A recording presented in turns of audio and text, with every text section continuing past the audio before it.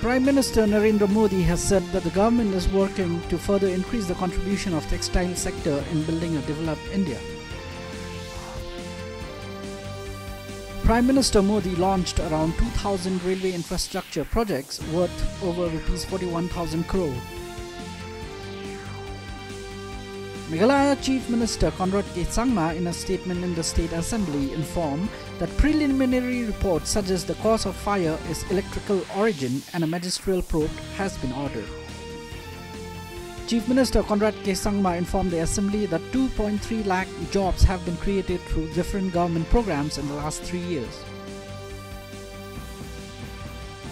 UDP legislator from Nongpo constituency, Meral Bon CM, moves a zero-hour notice in the State Assembly on YouTubers.